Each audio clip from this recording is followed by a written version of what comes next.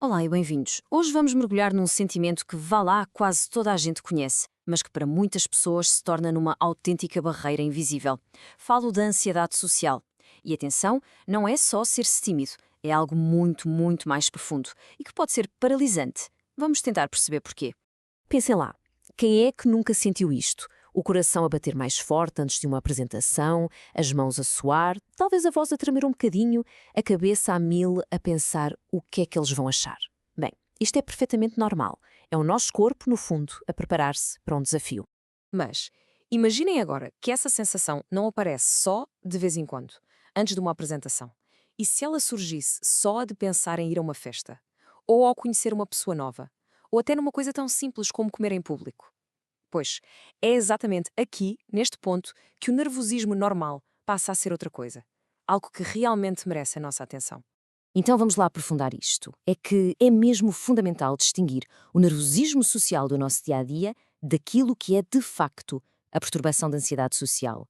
A grande diferença não está tanto no que se sente, mas sim na intensidade e, claro, no impacto que tudo isto tem na vida de uma pessoa. E o contraste é claríssimo. O nervosismo normal. Bem, pensem nisso como uma chuvinha passageira. Agora, a perturbação da ansiedade social, isso já é uma tempestade crónica. Não estamos a falar de simplesmente não gostar de ir a festas. Estamos a falar de um medo tão, mas tão avassalador que pode levar ao isolamento total. Pode afetar carreiras, relações, o bem-estar geral, no fundo. E é aqui que está o ponto central de tudo isto. O verdadeiro motor da ansiedade social é o medo, um medo profundo de sermos julgados. É o receio de que os outros reparem nos nossos erros, nos nossos sinais de ansiedade, sabem? Ficar curado, tremer e que, por causa disso, nos achem fracos ou incompetentes ou, no pior dos casos, simplesmente ridículos. E olhem, a escala deste problema é francamente surpreendente. Estamos a falar de algo que afeta uma parte muito significativa da população, é mesmo uma das perturbações de saúde mental mais comuns que existem, e, no entanto, passa muitas vezes despercebida. E porquê?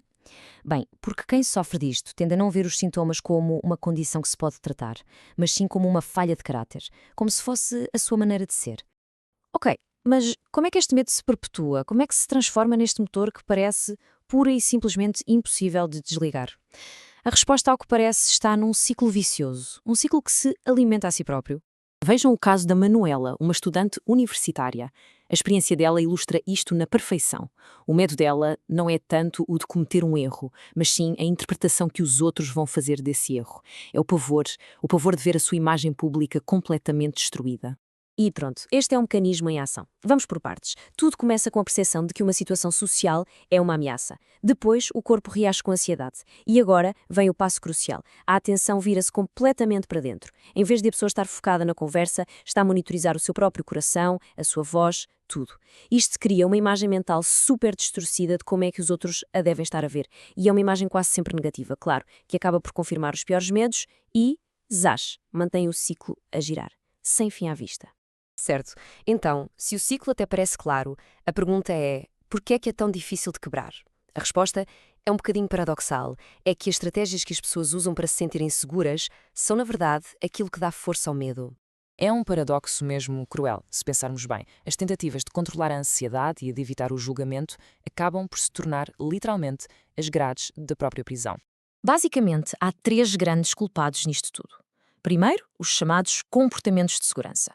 São aquelas pequenas coisas como planear cada palavra que impedem a pessoa de alguma vez descobrir que a tal catástrofe que teme nunca chega a acontecer. Segundo, o evitamento. É simples, fugir da situação só ensina ao cérebro que aquilo é mesmo perigoso.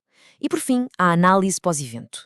Isto é terrível, é como pôr a repassar em câmara lenta um vídeo do pior desempenho de sempre e focar só nos erros. Mas calma, há esperança. A boa notícia é que é possível desmontar este motor da ansiedade. A terapia cognitivo-comportamental, por exemplo, oferece uma espécie de mapa para sair deste ciclo. Vamos ver como é que isso funciona. E aqui está o ponto de viragem fundamental.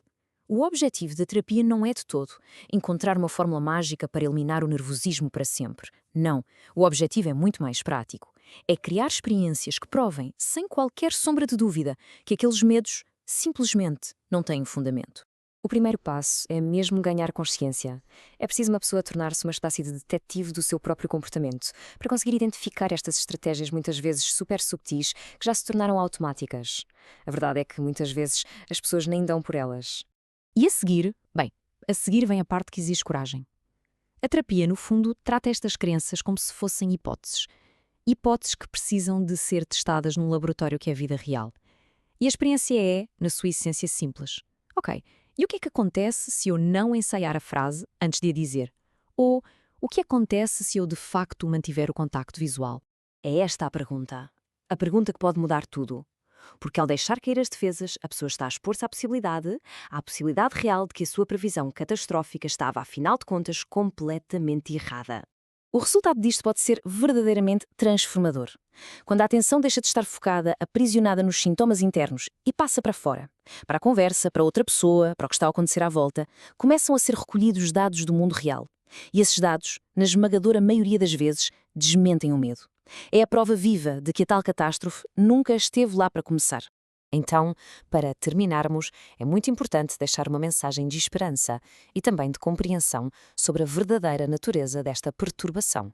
Se houver uma única ideia para reter disto tudo que seja esta: a ansiedade social não é quem a pessoa é, mas sim um ciclo em que a pessoa se encontra.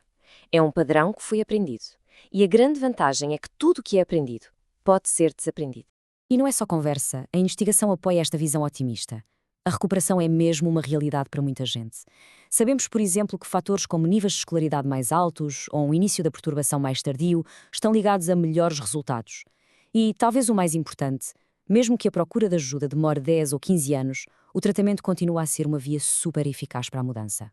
Fica então esta reflexão final. No fundo, a ansiedade social constrói uma prisão em que o prisioneiro e o guarda são, na verdade, a mesma pessoa.